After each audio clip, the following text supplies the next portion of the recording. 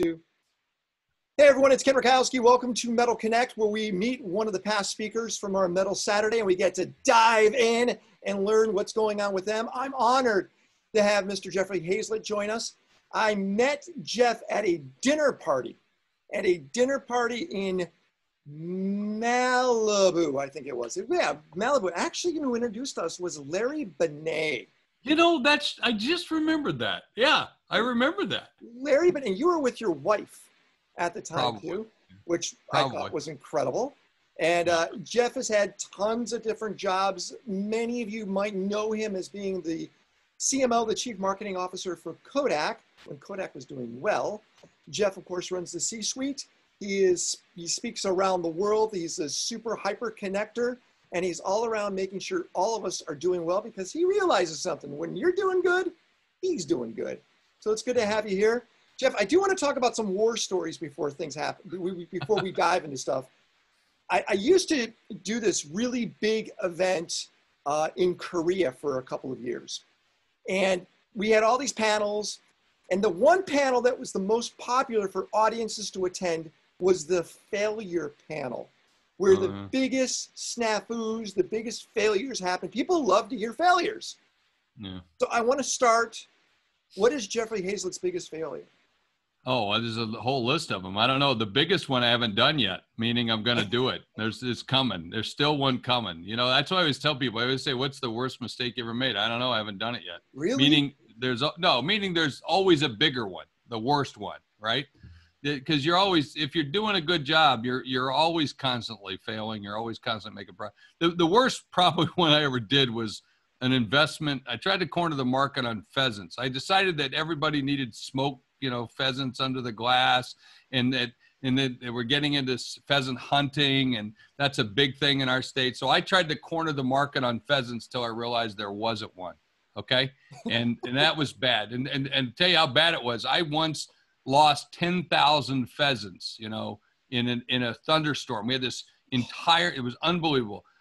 We had like 3 inches of rain in half an hour in South Dakota, where I'm from. And this is where this pheasant ranch was at. I had 3,000 acres. I had, pens the size of football fields so that these pheasants could run around, and run free. Under the nets of these huge fields. And one night, a thunderstorm comes in and 10,000 pheasants look up into the sky and they open their beaks and they drown. These are the stupidest fucking birds on the face of the earth. And so, they call birds foul. Well, pheasants are the primary reason for it. Okay. Foul. And so, yeah, and I lost 10,000 pheasants. I mean, you know what it's like to have a freaking funeral for 10,000 pheasants? It's not pleasant, okay? Nobody wants to come see them. You just dig a big hole, you put them in. That was like early in my career. That was one, and I can go on. There's so many other ones that I did, but that was a big one really early. But that was yours. That was your failure that really affected you. What did you do that affected a mass? Oh, wow. I have to think about that. I've done some of those. I have to think, where I had a PR firm at one time and we screwed up and there was this big meat thing going on anyway, there was this the rampant thyroid disease running all over the Midwest. Well, what happened was in one meat packing plant, they would take the thyroid gland, somebody would cut it off because it looked like a good chunk of meat and they'd throw it in a hamburger. And there was this outbreak of this thyroid disease that was going on out of this, one particular area. So my team did a stupid thing and put on the press release, they make thyroid, and they released it as a joke. They had it in the joke and we didn't catch it when it went out and it made national headlines. And that was pretty stupid. That was pretty big. Stuff like that. But, listen, man, I've done, I've had to deal with lots of tragedies. I've had to deal with employees who've walked in to plants and, killed a fellow employee, shot him, went searching for the plant directors, caught the place on fire, and then killed himself when the SWAT team showed up. Wow, that's I've had, things like that I've had real serious stuff that I had to deal with, but not too much that I have caused. I cause a lot of angst and, because I push people pretty hard, and like, we're going to do this. You push buttons too. Yeah, I mean, that's my job, is to create tension. I mean, my belief that every C-suite officer in a company should be, creating healthy tension. And my tension's healthy. I don't think it's, I'm not mean. I'm kind of a big teddy bear, but I do push, and I push pretty hard. But I don't cause too many mistakes. I probably, there is one, I'm probably just not remembering it, and it'll come to me. That comes with age. We forget them. Yeah, well, it comes with age. Wait, you tend to forget. You tend to forget the bad stuff. I just move on, because it's like no one died. That's the first thing. My rule is, if no one dies, you've done a pretty good job. So that's what you want to keep in mind when you're doing those things, and you want to keep pushing. As long as no one's died, so big deal. So you made a mistake, so you launched something. I mean, I get a good example of that. On Celebrity Apprentice. I mean, I was a judge on Celebrity Apprentice for 3 years, and we took a product that we were going to launch, and we decided to make a commercial and put it in motion picture theaters, and it was going to be a texting commercial. That's probably one of the worst things I ever did. And so, you're going to watch a movie, you're going to watch a commercial before the movie, and then you'd say, "Oh, I want that," and you text us. Well, we pushed it out nationwide, and the next day I'm looking for the results of what happened over the weekend, and thinking, we're going to have millions and millions of texts that came back in, and they walk in and say, I say, "How many did we get?" And they go, "We got 2. I said, "What the hell you mean we got 2? We just spent a couple $1 million on this campaign. You tell me all we got was 2. We tested this. We got double-digit responses, and you're telling me all we got was 2 freaking texts." Like I said, right now, I said, "This isn't going to work." I said, "I'm going to have to go before the board of directors and the chairman of this company, explain why I spent millions of dollars to get 2 freaking texts back." And so, somebody please tell me what the hell went wrong. Somebody raised their hand in the room and said, "Well, Jeff, what do you do when you walk into a motion picture?" "Well, what do? You turn off your phone." I said, "Where the hell were you when we came up with this freaking idea?" And so that was an example where we didn't capture customer behavior. Now, we changed that campaign, and I turned it into one of the biggest successes ever. We grew the business by 1,457% that year, and sold millions and millions of products. It was a great, huge success. But that first initial campaign was pretty bad. Yeah, sounds like it. You are a pure entrepreneur, right? Yep. How do you define an entrepreneur? People get shit done, no matter what. Just a GSD type person? Yeah, pretty much. I think, and you got ups and downs. One day you're up, you're excited, this is great. Next day, oh my God, I'm the worst failure I've ever been in my life. It goes up and down. That's the way it is. One day you're elated, next day you want to shoot yourself. I mean, to some extent, you feel like that. And entrepreneurs, we got to go through a process. I mean, I bought and sold over 250 businesses in my career, about 25 billion in transactions. Last company, at Kodak that I was at, official company, it ran a budget of about 17 billion just in marketing spend, against about an $87 billion gross revenue. You always got a hindsight at something like that as Kodak. If you look back, I know you got out before it crashed, but if you were running that thing, could you have turned that Titanic around? Yeah, I think so. I tried to, and that's why I had to leave. Well, what would you? Because you go up against you go up against the other portion of the management team, and that doesn't go well when he's your boss. So, what would you have done? I would have sold the name. I would have sold the name Kodak off. We could have got $2 billion for it at one time. We didn't. We were a B2B company. We weren't a consumer company at that point. Our vast majority of our revenue was B2B. We could have taken the company down to about at that time.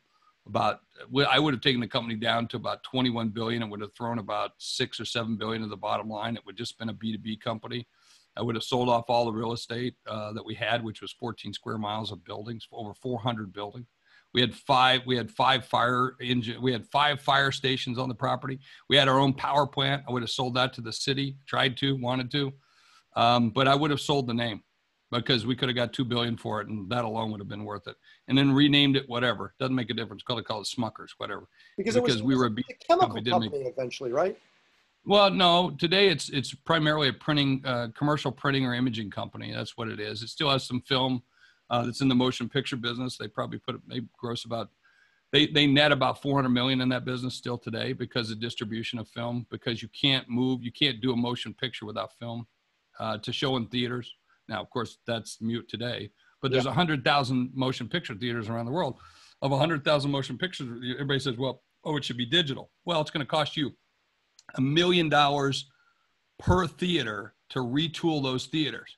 Who's making that freaking investment? Nobody. So that means you're still going to use film forever, you know, at least for as long as people go to movie theaters. With COVID, that might be over. And we'll talk about that. We will do this. Jeffrey Hayzlett's joining us, everyone. If you got a question, comment, or whatever, put it inside the chat. I'll unmute you. Jeff is probably one of the more diverse entrepreneurs who's done everything. We just learned about his whole pheasant. I can't believe that, by the way. That's a good one. So, Jeff, let's look at where things are right now. First, you're a guy who really uses the sense of presence as one of your tactics. Being in front of someone. You're a tall guy, you're a big guy, you command almost presence. You dress up, you got your boots on.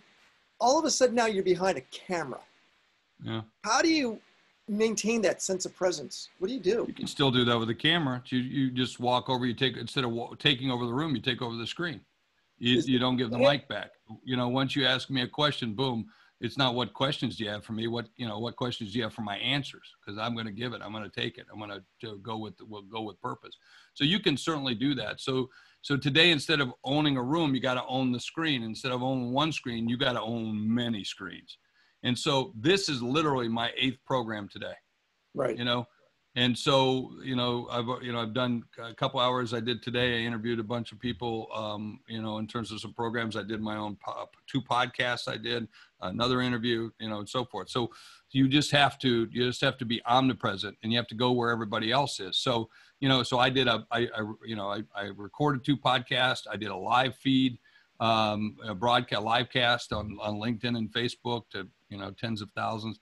And so forth and so on. That's what you got to do, bro. You got to take it over, and you got to use it. You got to get down and understand what it is. What are the 3, 4, 5 things I want to get across? What is it I want to do?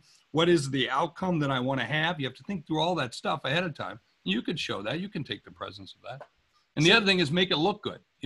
So if this is eye candy. Unfortunately, it's just super chunky size, right? So, you just gotta own it, take it, and walk with it, and walk with the swagger. So you can do that and be, I want to be the guy that when people say, did he just say that?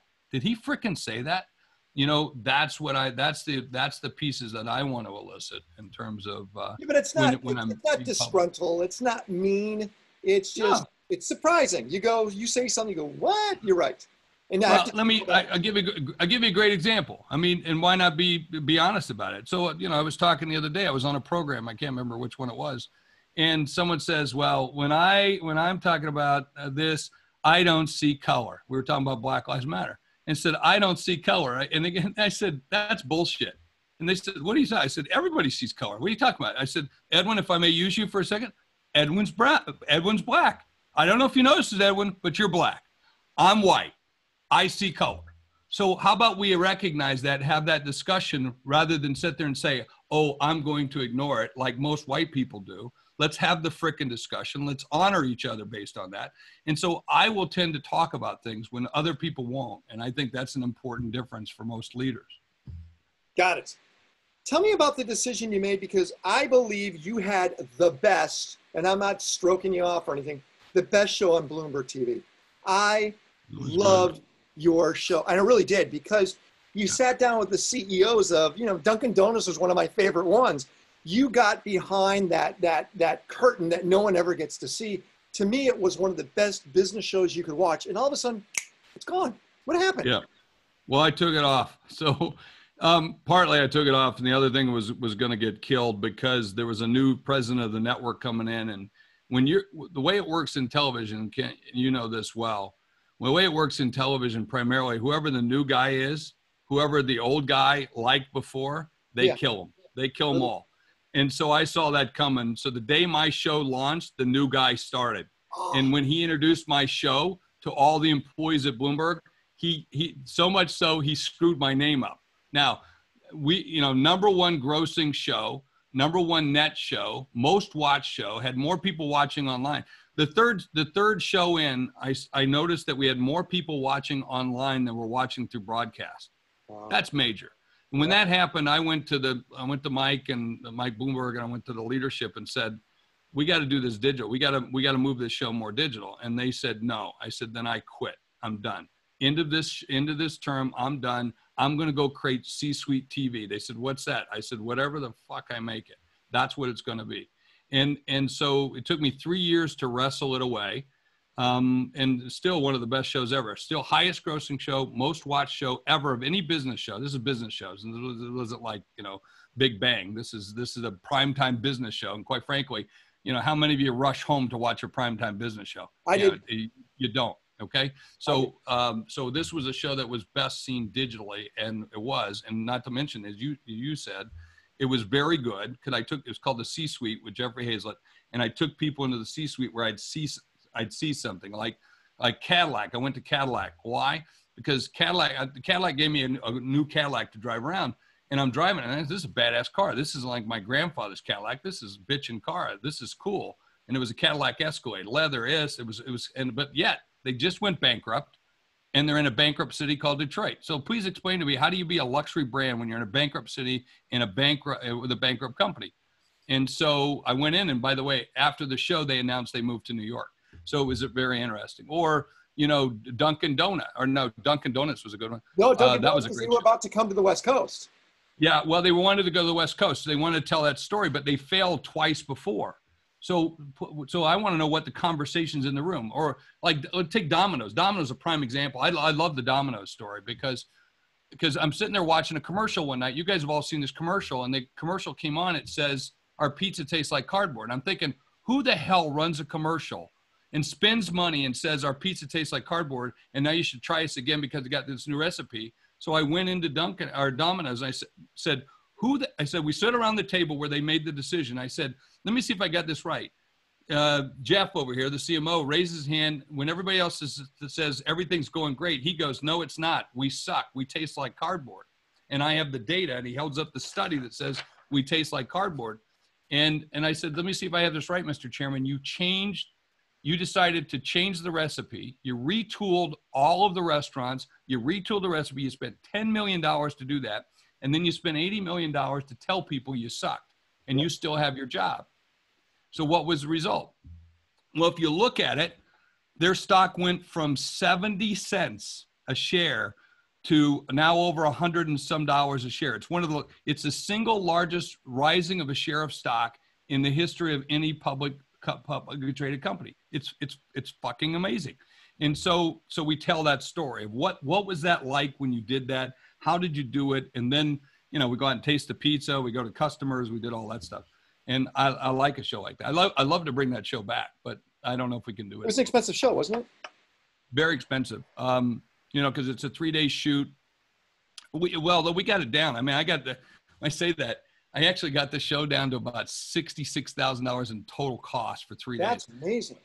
Yeah, it was pretty good, but because of my deal with Bloomberg, it was expensive because I had to split the profits with them and all that kind of stuff. And I sold it, I sold it to United, but the relationship with United is still there because now all of my shows that I create today that are digital, and we have 70 TV shows today on C-Suite TV. We have over 250 podcast shows, and we're growing those podcast shows a show every other day. We're in like a hockey stick of growth right now, which is cool because I've always been the handle and I'm way up here right now. So it's kind of nice to reverse that around because we've all done those charts with the hockey stick, in our projections, right? Yeah, I've we're losing money. We're losing money, we throw those off. Yeah, I've never fucking been at the toe of one of those. I've always been way down here at the handle. So, but yeah, but now our shows are shown on United. They're shown on many airlines, hotel rooms, and I'm also broadcasting. Not that show. Not that show. No. I still can't. I can't get the cash to be able to do that show yet. But look at remember Mark Bunting? Do you remember him? No, I don't. Mark used to buy the time on the airlines because when they had those fixed TVs, and he used to make a ton of money. Now that's all changed, obviously. It's all gone. Yeah. It doesn't. The airlines run that now, and I give them the content. I don't make money off that content. I want the placement of that content. Yeah, the guy that's actually a metal guy, Simon Leslie. Do you know Simon? I know Simon. Yeah, Inc. does all that print content. It's fascinating where that market is, but it's changed. So let's talk about that. Jeff, again, you're the entrepreneur. You're agile. You got grit. You wear a pink shirt and you wear it well all the time. It's a rarity, Hey, my friend. pink shirt, custom jackets. What the hell? I know you got it. You got it. It's not too often you meet a macho man that wears pink and he's completely heterosexual. Yeah. You're not answering that. You're not saying no. Hey, it works for me. Women, not women. Well, a lot of men mention it. A lot of women do. And so what the hell? It's good. Yeah. My wife likes it. That's all that counts. If my wife likes it, I like it. That's So, it. by the way, it's easy. That's all I wear is pink. I might wear occasionally. I got these like lavender shirts. I got like 2 of them, but I've got like 25 just pink dress shirts, and then I go get 25 new ones after so many months. But I just waited because then I don't have to worry about it. I always wear the same thing, and it's great for continuity too when I'm filming or doing clips. So, yeah, it's very Steve Jobs. You're in South Dakota, right? I'm in South Dakota right now. Yeah. And what major airport do you go from? Sioux Falls. It's the only major airport. Sioux Falls. Falls. Airport. I've been to that airport. That's a nothing airport. Yeah, it's got 6 gates, but that's okay. But does that make it difficult then, being in an amazing location? You own everything you see basically, but getting around, being that global guy, does that make it difficult? Well, I also have my place in New York City. So most of the time, if it weren't for COVID, I would be in New York City if I'm not on the road. So I spend more of this is the most I've ever spent in South Dakota in decades, and which I love. I'm absolutely loving, last night I'm off my porch shooting a 7mm shooting at running coyotes. So, I was doing that last night. So, after I've had a couple of glasses of wine, which is always enjoyable, and then my neighbors down the road called me and said, "What are you shooting at?" So, I don't know if you've ever heard of 7mm, but a 7mm is a fairly loud gun. So I don't know. I'm in the city. Maybe I do hear it. I just don't know. But let's go with that direction. So you would normally be in New York, but now you're home. You're producing as much content as you were when you were in New York. More. Right? More. We're actually producing more, and we're finding different ways to do it. Because you got to imagine, we would normally go into a studio, right? And I would shoot we have a show called Bestseller TV, which we feature authors of books. And then, I've had Deepak Chopra, you name it, we've got them on the show, all about their books.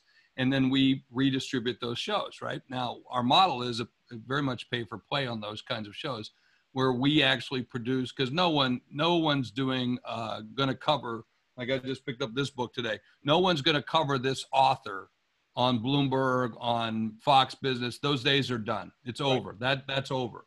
And so if you want to push your book, well, then you've got to create content. The name of the game now is content.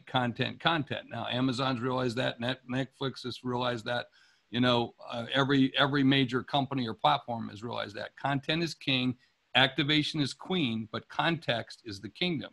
So where you place that content in front of the people that want to buy from you. So we do that show typically in a studio. We gang shoot it. We do 8 to 10 episodes in a day.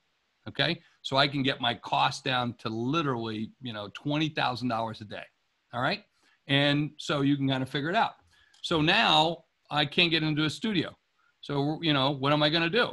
So how do I use this? So for the last 2 months, I have been broadcasting and live casting every single day, doing my podcast. We tape my podcast and then live cast it.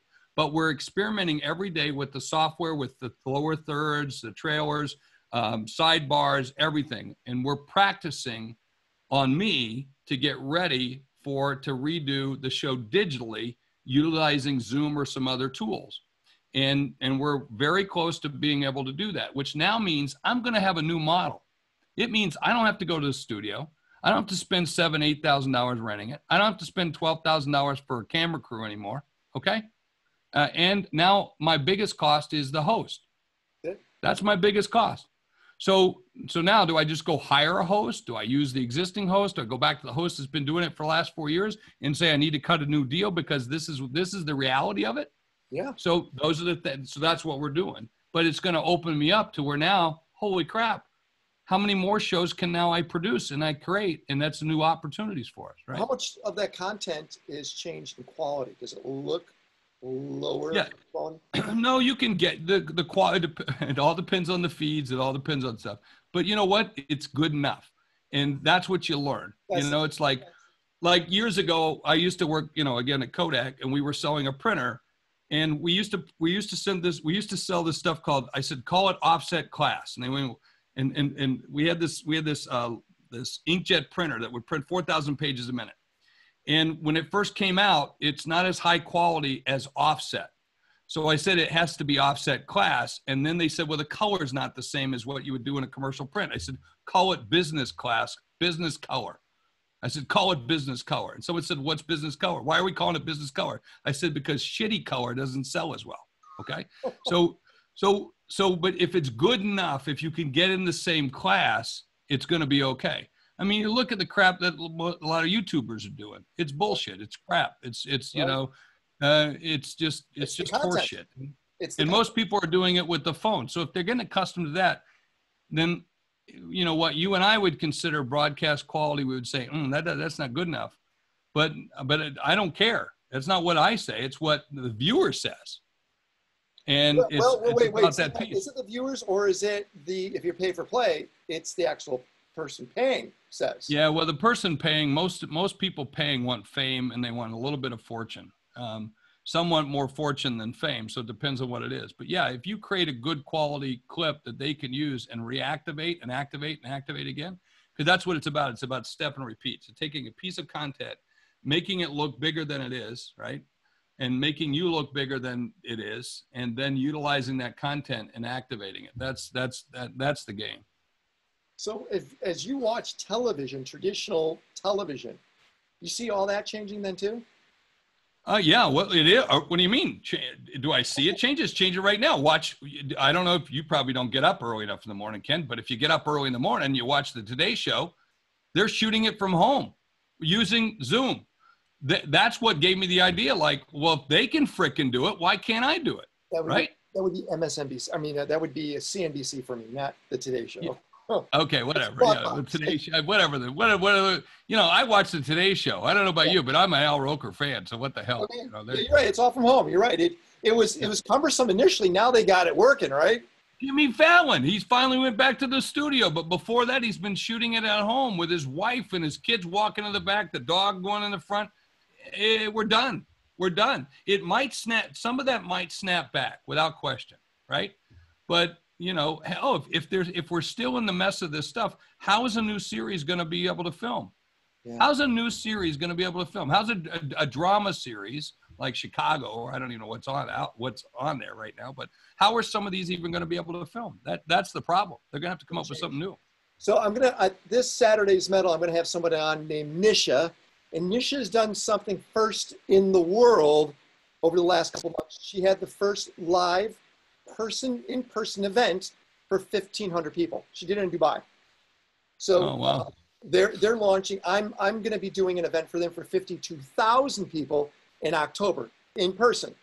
So events are coming back, but not in the States. Now, you're an event-driven. And look at Australia. I mean, it's only been in Australia, how many deaths do they had? Only like 100 deaths in the whole country at 25 million people or something. So then 8,000 total cases. Yeah. Right. Events are going to come back. How are you going to do events differently in the future? I don't know that I want to do. No, I do know what I'm planning to do. But at the same, I would, you know, you might know this. I'm a speaking Hall of Fame. Right. And so I normally do about 160 keynotes a year. You're a great speaker. I don't know where you go with your speech. It's like you come in there and it's, you know, it's like a fishing knot. It's never the same. You go, what the hell is this? And then you take it out and you go, I got it. You're a fishing knot. Yeah, I like to do that. But I would forget where we're going. In terms of events. I was in the hall. I was with a bunch of Hall of Fame guys, and we were all talking about the business and the future of the business. And, you know, one of them said, I can't wait to walk on stage again. I said, I can't wait to never get on another freaking stage in my life. Really? Meaning that's okay that the model has changed. The model has changed. So I adapt the new model. And by the way, I'm doing 8 of these in a day. I'm doing 4 of these in a day. I might be working a little harder and getting a little less, which is the case with a lot of these things. But you're not traveling. But I'm in shorts and I'm not traveling anywhere and I get to stay home and, you know, and so forth. So there's some benefits to that. So I'm okay with that. I believe, though, our events are going to be the following. This isn't going away. We've now made this so good and so rich that you get to sit in your house, drink some scotch, and watch a speaker. Holy shit. Okay? And before, you had to go to traffic, find a fucking place to park, do that, get in a hassle, all the shit that went with it. And now you get to stay at home and do it all. So some people are going to want this. So I think the event's going to have this component to it. And then those that want the deeper, richer experience, the face-to-face, then you'll have that curated experience there as well. And that's what we plan to do. We just talked earlier offline about Tony Robbins just did his event. And he had 23,000 people on a Zoom environment where you saw all the faces. Yeah. So that whole webinar thing that we've been doing for years, where you don't see one another, now we're moving into that world we want to see each other, right? You think Zoom and these companies are equipped for this? They will be. I mean, they'll figure it out. I mean, Zoom's now starting to offer phone calls. They're starting to offer a whole bunch of other things that you didn't know. And they're, Eric's he's a very innovative guy, smart guy. I mean, he was at WebEx for years, was the lead guy there, and left there, started here. I was one of his very first customers. I was telling you this a little bit before the event. I'm responsible. You see that? Everybody see the button down at the bottom? That little button that says leave, the red one? He calls that the Jeff Hayzlett button. Because one day I was one of his first customers. He didn't even have employees. And I was doing business with him, doing Zoom. When I first found him, I liked him. I met him before. Crazy little guy. And he's exuberant. He's very exuberant. And which is not something you see typically in an engineer, quite all due respect to engineers. And so he was very outgoing. And so I called him up one day and I said, God damn it, Eric, I can't figure out how to hang up this call. And he goes, what are you talking about? It's right down there. And it was just white letters. All that stuff was white letters. It was all it was, just white words. And I said, God, I can't find the frickin' get off the call button. I said, why don't you make it red or something where I can find the goddamn thing. And so the next day he called me back and he goes, look at the button, look at the button, look at the button. And he made it red. And he made it red. And I said, we call that the Jeff Hazlett button. And then I said, what about the share screen thing? So then he had that green. Look at that, it's green. And I just think that's just innovative and smart. So yeah, they'll figure it out. Every download. I mean, you're going to be. I'm telling them right now. There's certain things I want to have happen here. Like what? I want people to be able to, raise their hand in different ways other than stupid clapping hands. I want to be able people to register like on meters what they like, they don't like, be very interactive. I want to be able to take credit cards on the fly. So. If I were Tony Robbins, man, I would want people buying more stuff right there and not have to go off to the site. So they'll figure that stuff out because he'll take a piece of it. And, his revenues are going to come down. We know that. Everyone knows they're not going to sustain the valuation they have unless they can continue to innovate and innovate quicker. But they've done a good job. I mean, how would you like to be their company drinking from the fire hose? Right now, you can imagine their engineers are there. They're not letting them go. They probably put up portable showers. They're bringing buckets for them to go to the bathroom in. I would be doing anything not to get them off the floor. It'd be like a bunch of high rolling gamblers at a craps table. I would bring food in. Whatever to never let those people. It'd be like a Microsoft. The heydays of Microsoft. Don't leave ever. Hey, are you using any overlays or anything, or are you just using straight Zoom? We do typically straight Zoom. There's a couple little tools that we use. I couldn't tell you what they are, but the team has them for like interactivity and some other pieces. You can see that I can change cameras here. I can change my backgrounds to my radio, to this show, to one of our forums. I can do that very quickly on the fly. No background. I mean, my team has equipped me to be able to do that. Here's my C-suite TV. So if I'm doing TV with Fox or whatever, I can do that real quick. So are you doing traditional television from the same camera you're on now? Oh, totally. Yeah. I've got a high def camera here, a 4K camera that we're using. I'm into my place and I'm out in the middle of nowhere, outside the city, about eight miles. And I've got fiber optic into my home with 1 gig. So, I've got some good, upload, download speeds. And I got lights here, another one here, so the team has done a good job. This and green screen behind me. And I'm sitting here and I'll be real blunt with you in a pair of shorts. Let's see. With my shorts. Come on, let's see your shorts. Oh, I'm in a pair of shorts right now without question. There they are. Boom. So, and that's all day long. I don't care. That's because when I come home, man, the first thing I do when I come home anywhere, even New York or whatever, this shit comes off. I'm in a t-shirt, a pair of shorts, and barefoot. That's me. And in South Dakota, you're lucky I'm wearing pants, because I'm out in the middle of the country, and you don't want to know what I do outside. So. No, it's okay. I know it's a 7-shooter or whatever. By the way, Richard asked, "Where's the 7mm?" It's upstairs next to in the corner of my bedroom, next to a shotgun as well, because you never know when I need a shotgun. And the 7mm is a bolt action 7mm mag, which is a Ruger stainless steel with a 10-power scope on it. So,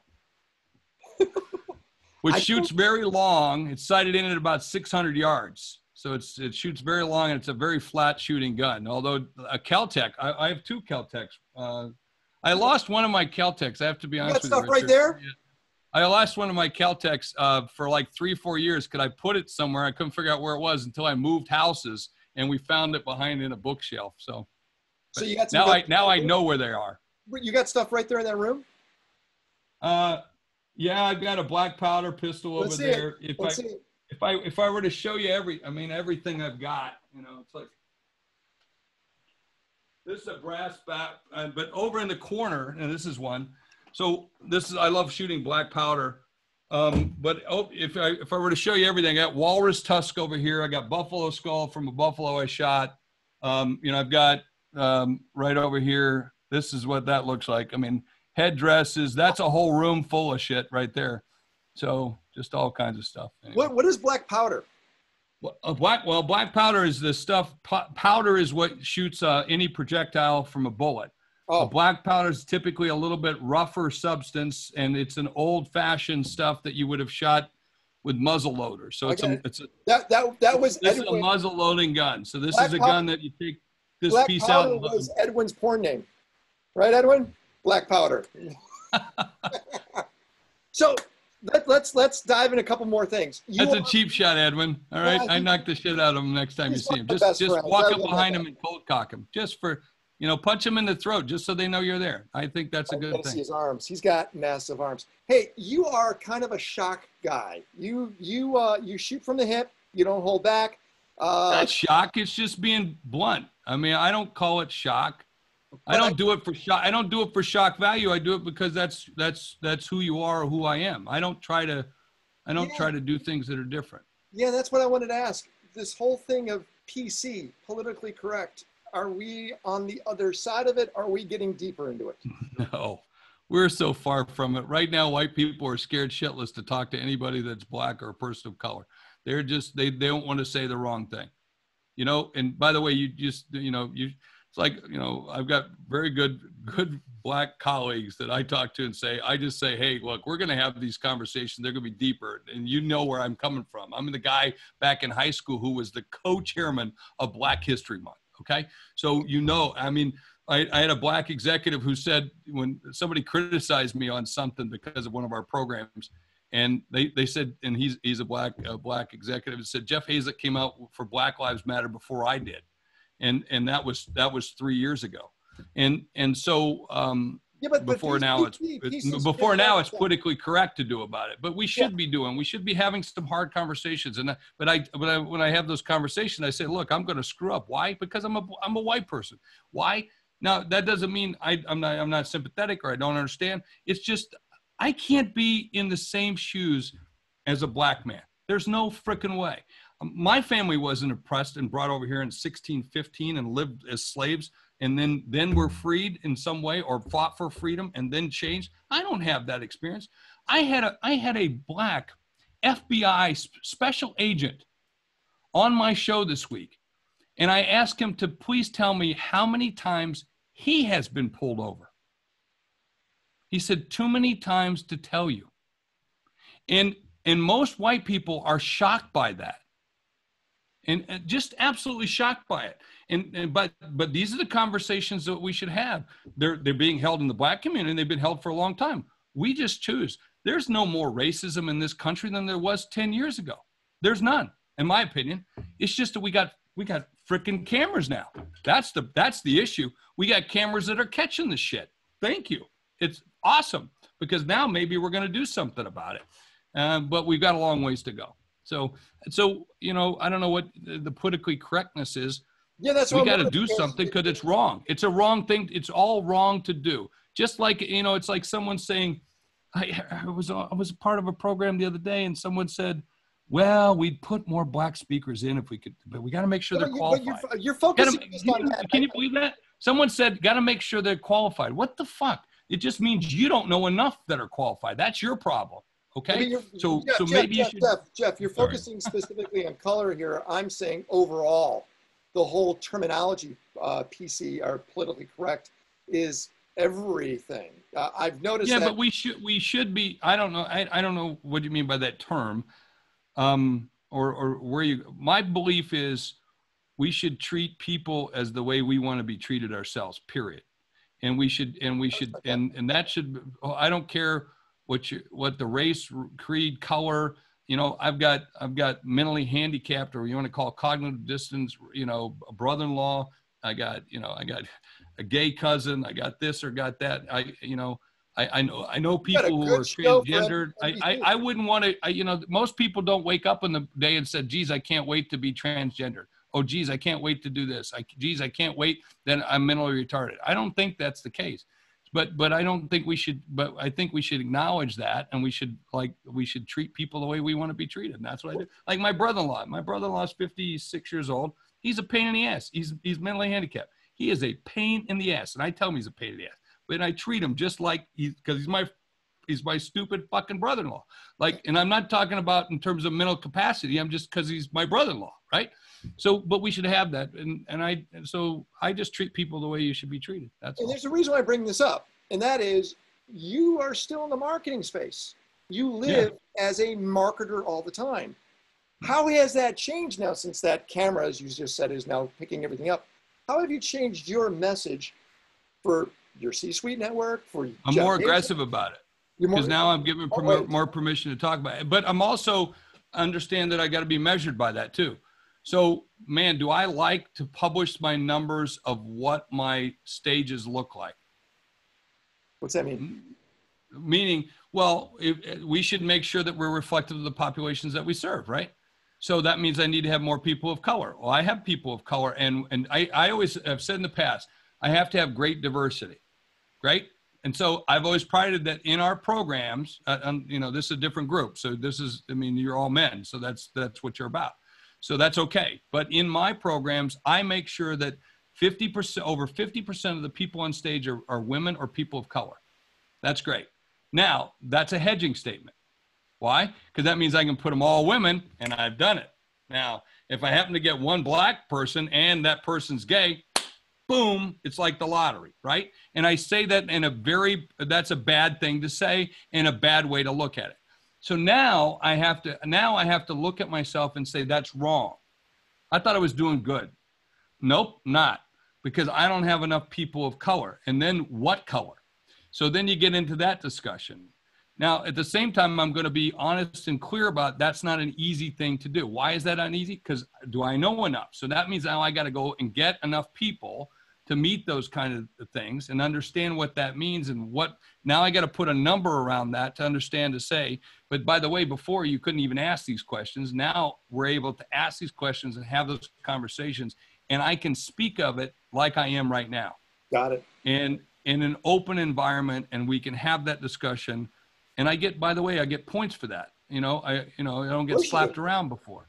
But now I'm going to, I said, I'm going to publish the numbers. I'm going to publish our numbers. Do you think all brands need to do that? Oh, absolutely. Without question. Yeah. Without question. Everybody should do that. Everybody should do that. Well, because you still help companies with their message and their positioning. Are you telling them that? Yeah. When I do that, the people call me, I have CMOs and CEOs call me all the time and say, I got this problem. What should I do? I had one just yesterday that had a problem. He's got two teams, one's black and one's white. Dude, you got a problem. That's not good, right? And by the way, and one's run by a black executive, one's run by a white executive, and they didn't design it that way. I said, you didn't design it, but you did design it. So it's baked into your biases of the programming you're doing. So I give them advice, and they said, what can I do? I said, well, first of all, put the teams together. Right. Put the teams together. So they're doing the same thing, right? Yes. Okay. Put the teams together. Okay. Just right off the bat, just do that. Now, go get yourself a diversity coach. Go get yourself some diversity training for those 2 people that are doing the freaking hiring, okay? And, you know, and so forth and so on. So it was really interesting. By the way, it was the white executive in charge of the white team had a black wife. This is it just blows my mind. And the black woman in charge of the other one had a white husband. Go figure. There you go. But they had these inherent biases that they were hiring that way. And it was just like, oh my gosh. And I said, can you see that, dude? Can you see? And it was like, boom. And, you know, and by the way, when we were doing this, we were hot seating with him because he's in one of our mastermind or what we call council groups. And, you know, he was afraid to say white, you know, he's afraid because we had black executives in this room. And, you know, so we said, hey, dude, it's okay to say that. You can say that. It's all right. You know, it's a safe place. I'm happy you brought up mastermind. You know, Joe Polishes, right? Oh yeah, Joe. Yeah. You know what Joe does a nice job. You know what he charges for his masterminds? I have no idea. $50,000. Yeah, that's good. To go to his weekend mastermind.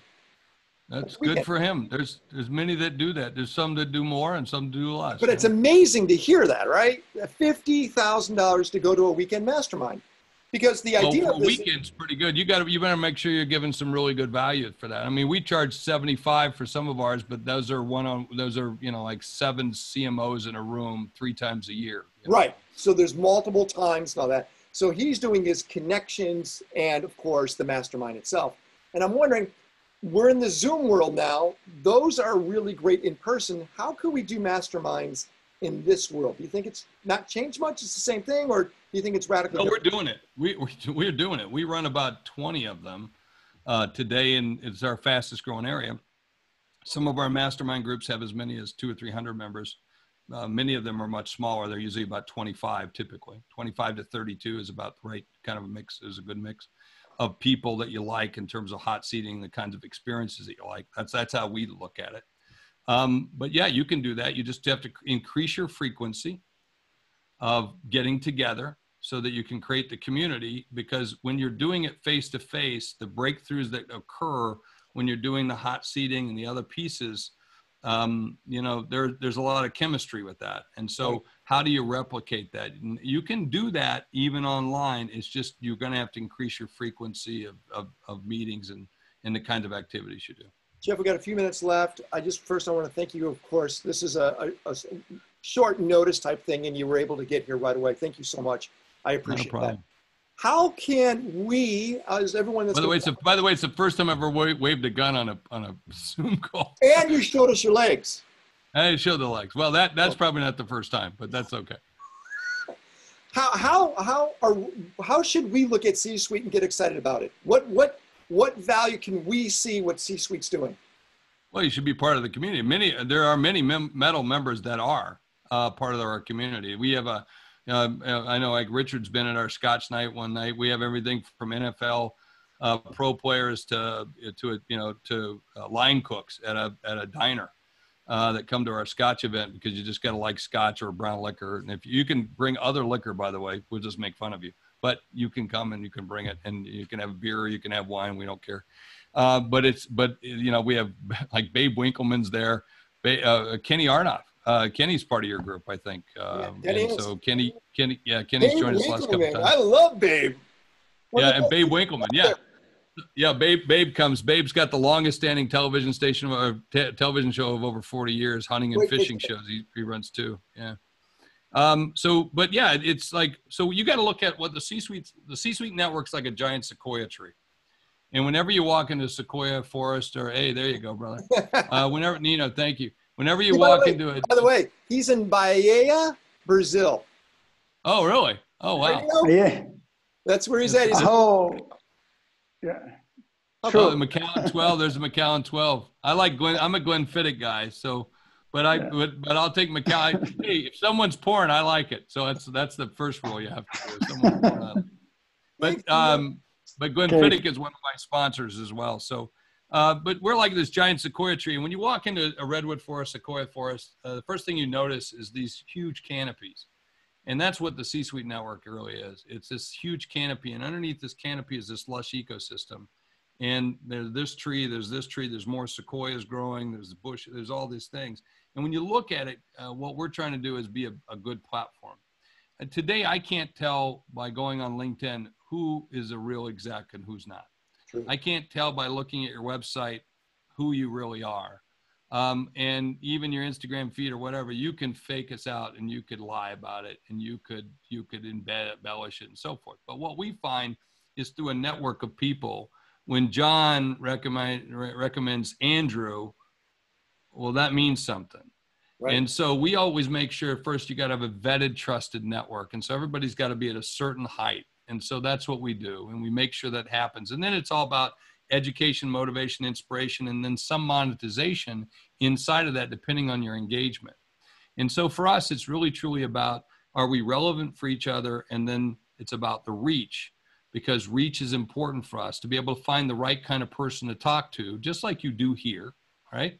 Except that we have more of it. We have 350,000 members. We have, millions watching on TV and so forth. And we're able to connect people and have that. And that hey, I might not like that guy, but at least he paid his dues. Right. And meaning they're in the club. And that's an important function and feature of that. And so then it's about relevancy, reach, and then truly it's about reciprocity.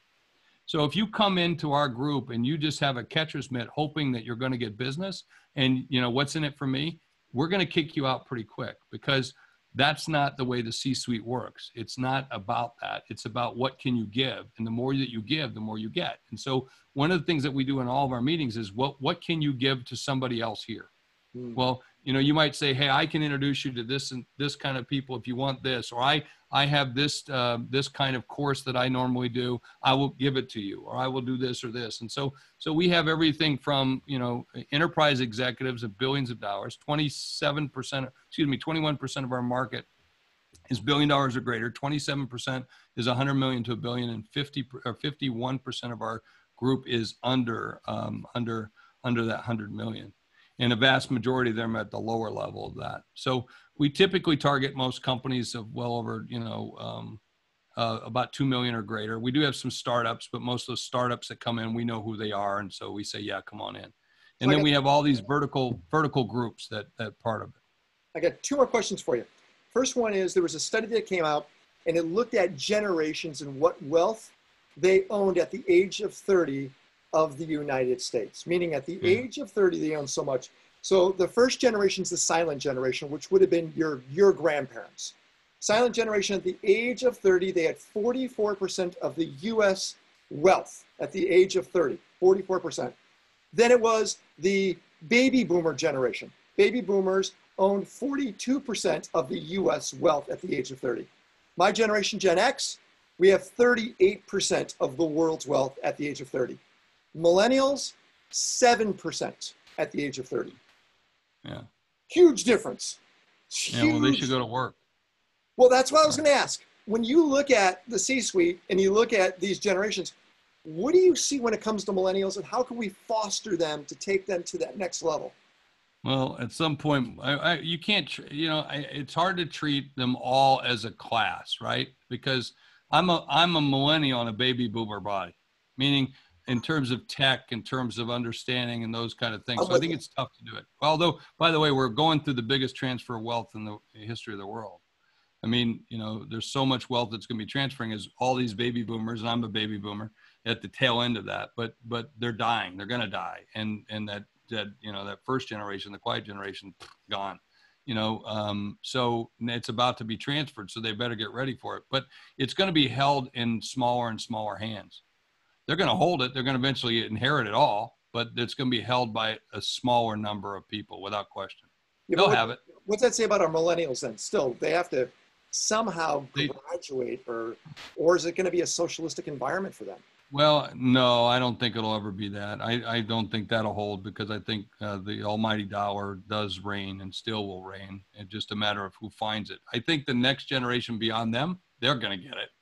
they're going to get it. They're not going to put up with that, you know, but the generation that we've typically coddled, made sure they all had, you know, trophies for participating, and all the other things that we did for that group. I think we did some things that weren't the best things, you know, like for, you know, my kids are in that range. And I say the worst thing I ever did was put a TV in their room, you know, things like that. And, you know, the worst thing you can do for a kid right now is let them have an iPad all the time. Take it away, you know. And I'm not saying that as a craggy old guy. I'm just saying, no, go. Like I will tell you that as bad as COVID is, it's the best thing that's happened for me. For you. Yeah. And probably for all of us, if we really admit it. We had to reanalyze. We're staying at home more. We're eating better than we've ever eaten. I've lost 35 pounds as a result of this, because I'm not eating crap anymore. I'm having wine and scotch every night. I see my wife every freaking night. And I can't tell you, we used to have a 3-day rule. Wherever I was at for more than 3 days, she'd go with me. All right. So that's how, I mean, that's the way it used to be. So I'm seeing friends that I've never seen in a long, long time. I've been at home more this time than I have in not just a decade, decades. And so tell me what's not wrong with that. That's good. Okay. So now how do we balance all that? And I think that's going to be the important thing. Is I'm trying to think through, you know, how am I going to change? What am I going to do? You know, it's like, you know, I see the value of never having an office again, except that some people don't work well at home. Okay. Yeah.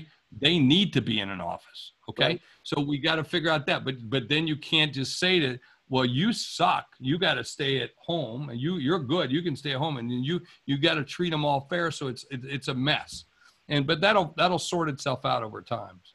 So last question: if we come back normal somehow, some way, if there's 3 events you can go to besides sporting events, like for me, it would be 3. I'd be like the Milken Conference. I like TED, and I like this event called DLD, which is out of Munich.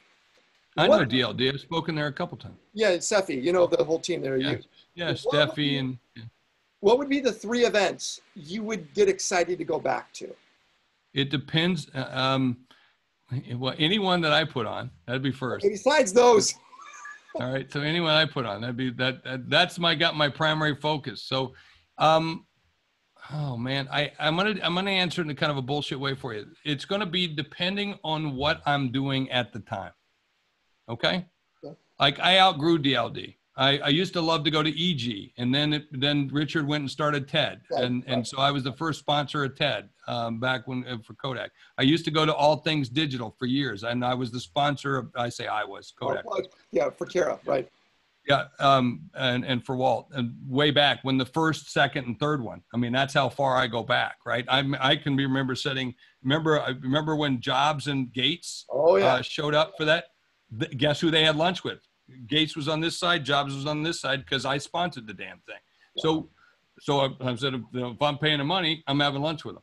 So, and that's what you do. So it depends on what the is. I mean, I still love to go to consumer. I like CES. I like things like that, but I tend to go to kind of off the charts kind of little events here or there based on what I want to know and what I want to learn. And I usually just sit in the back of the room and just suck it in. And that's what I do. Or I'm going to the conference to meet the people. And so I never go to one session, one event, and I never leave the hallway. I never leave the back door of that hallway. And that's what most of my events are. And I typically go to 2 or 3 a week. So you got to, either I'm speaking or I'm going because I want to go meet these people and I got to stalk them, and that's where I got to go. So I'm okay with that. Jeff, I really appreciate it. People want to know real quick, how can they find out about the Sunday Scotch night? Oh, just there's my email. You got my email. Do a screenshot right now. You email me and I'll send you an invitation. It's at 9 p.m. Eastern, so 6 Pacific. And it's just off the charts, whatever we want to talk about. Richard was there one night. It's just, we just kind of let it go. Last week was all about, we had the left and we had the right. Trust me. We had one of the most conservative talk show hosts, and then we had the most liberal. We had Per was there. So, we were talking about Swedish liberal. That's way ultra liberal. I mean, he's so far to the left, he's come all the way back around again. So, you know, and so we had that discussion, and no one left bloody. Now, awesome. but it's like walking into a pub. Let's be clear. You got the guy over there in the corner who's been drinking all day. You got the two business guys here. You got the gay guy over here, and you got this woman who doesn't quite decide what she wants to be, and you got all these other people, and we just have a conversations. And then when someone gets a little too drunk, you turn them off. And the other one, and when someone says something that they shouldn't have said, we say, you really don't mean that, so you need to rethink that, and we're going to put you on mute for a minute while you think about it. And then, you know, just like you do in a bar, like, you know, if Steven said something that was inappropriate, Steven, shut the fuck up. That's what we would say. And that's what we do in the Scotch thing.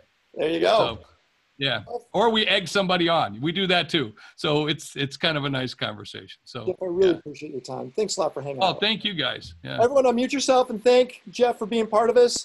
Oh, thanks guys. Thank you. Obrigado. Thank you. Thanks, Jeff. Thank you, Jeff. Thank you, Mike. Muchas gracias. Thank you very much. Bye.